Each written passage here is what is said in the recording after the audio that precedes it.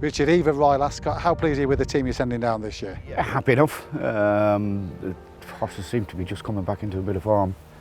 We've had a bit of a lean spell. When I say lean there, we haven't been running many, we just haven't been that comfortable with them.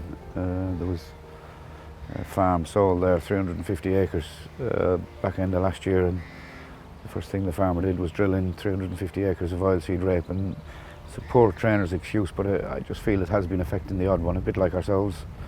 Some of us suffer from hay fever, some of us don't, and I think it does affect the odd horse. So it's just starting to burn off now, so and as you can see, we just had a couple, sort of 4 or 5 winners this week, so we are starting to run them again, so we're happy that that's sort of, feel like we're over the edge of that. But the team, the horses are in great form, working very well, we're very happy with them, and a little bit worried it could get rattling quick down there, but no, we're in a good place. One of those recent winners, Perfect Power in the Coventry on Tuesday. Yeah, he'll have 2 entries, and it looks more than likely he'll go for the Norfolk. It gives him an extra couple of days as well. The owner's very keen to go there, and typical 2-year-old race at Ascot, every race is competitive, and you can nearly put them in all 3 races, including the Windsor Castle as well, you know. But it looks like he's probably running in the Norfolk. You ran him at Hamilton this week, the week before Ascot. Was that to get his head in front, or? A little bit of both. It was either take him to the races or give him. We have an Ascot 2-year-old gallop here before we go to sort out where we're going. And he was quite slowly away at Newcastle, and I just felt another day at the races will probably do him more good than harm. And I always feel one run is not enough for an Ascot 2-year-old race. So I was delighted everything went well. The instructions were a little bit different. I actually told Paul to miss the kick and try and come between a few, and when he hits the front, don't be too hard on him. So they sort of spread out a little bit, but he'll have learnt a lot again for that. He's a laid-back guy, and it'll have done him a world of good. One of us looks a Royal Ascot 2-year-old from some way out, Vintage Claret. Yeah, he's sort of been kept for it. He's also in the Super Sprint, and it sounds silly there that some of the conditions of some of these races just upset me there. If he won a Class 2, he'd have a penalty in the Super Sprint. So I haven't run him purposely, because if he did win a Class 2, well, but if he wins a Royal Ascot one, I'm not bothered about the penalty. So we have kept him for Ascot. Now he's in the Coventry, and he's also in the Windsor Castle. I'll have a look on Sunday to see what the opposition is. You always feel the Coventry is the best 2-year-old race. But till declaration time you don't really know, but he's got the backup of the Windsor Castle. But if I was saying now, I'd say the Windsor Castle, but we'll keep an eye on Sunday just to see what the decks are like. Couple in the Norfolk as well. Coonan been running well. Yeah, he's good, hardy, unassuming horse that just gets on with his job. I know the owner was quite keen to drop back to 5, you know, and Paul said 5 or 6. So, but he ran a good solid race. He's run a good solid race all season. He needs to step up for Royal Ascot, but that's one thing, he tries very hard, so he won't let us down. A more of an unknown quantity, Straits of Moyle. Yeah, he was extremely disappointing at Beverley. Got left 6 lengths. He'd been sort of on the A list of 2-year-olds here working. Things went pear-shaped. The owner's very keen to go. He bought him to go to Ascot, so let's hope he goes there and runs a big race, but he can gallop. A lovely looking 3-year-old we saw earlier in the year, Pythagoras in the Hampton Court. Yeah, he'll have 2 entries. Both he'll be put in the 1.5 mile handicap later in the week. I'll have a look at the Hampton Court, just see if it's too tough for him. The beauty is he doesn't have a penalty there. He's been carrying a sort of listed penalty everywhere he went. But he's a nice horse. He is a nice horse and a progressive horse. Whether the very quick ground will see the best of him, I don't know. He goes in it, but he's a horse that handles very soft ground very well, but goes on any ground. But if I had a choice, I'd go with slower ground, but we're not going to get that, I don't think. One of the most progressive horses they had, Hong Kong Harry. Yeah, he's been kept for this race. I'm gambling. 87 is quite low to get in a Buckingham Palace, but we've got some extra handicaps this year. Fillies and a 1.25 miles and a couple of fillies racing a mile fillies race, plus the Wokingham and different things. So I'm playing the gambling game that he'll get in.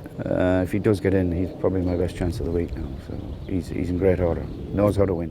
He's got full authority in there as well. Yeah, he probably wouldn't want it too quick. He ran at the last meeting there. It was quite quick there.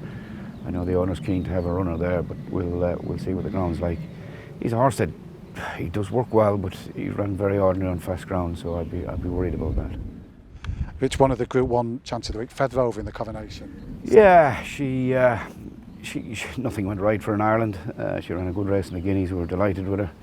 It was a toss of a coin whether I went to Ireland or just straight to Ascot. Anyway, I shamefully say I went to Ireland. It was just a disaster. Never got in a rhythm at all. She's come back. She's just literally started perking up this week. She must know the meeting's coming next week, and we're pleased with her work on Tuesday. I'd say she'll probably run, and the quicker ground I think is something that for her to be at her very best I think will suit her. What about round a bend with her, the round mile? It's first time ever, so you are a little bit worried about that, and I just feel you sort of need a decent draw as well. But we'll see. She's a talented filly, and if we get a decent draw, put it like that, I'm sure she'll outrun her odds. She's in a good place now. It's only literally the last 3 or 4 days we've been happy with her. Thursday, he's been having a great season. Yeah, he's not sure to get in. He'd be at the bottom of the handicap if he does. But he's carrying a big all-weather rating. He's 102, and I think he'll be probably nearly 90 now on the turf. But knows how to win as well. He's won his last 2, and I think Ascot would suit him. You know, if they go a good even gallop, I think that'll suit him. And he's a horse that comes home well. So you never know. At a big price, he could run a big race if he gets in. The horse I'm looking forward to seeing back in action, Rhythm Master in the jersey. Yeah, it would have to rain for him. He's definitely ground dependent. I did run him at Newbury. John told me he wouldn't like the ground, John Dance, and he was correct. But I'm a big believer you don't know till you try. We're happy with him at home. The race conditions suit him. Everything's right. But we'll definitely need some rain before we'd even think about running him.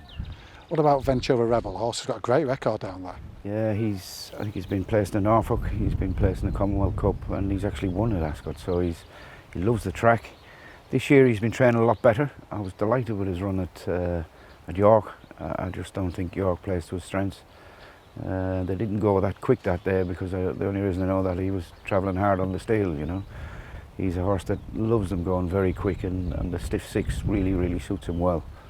I think he's a 20 to 1 shot, but it wouldn't shock me if he ran better than that. And on a course he loves. And what about one of the stable stars and stable stalwarts, Mr. Lupton? He's a legend.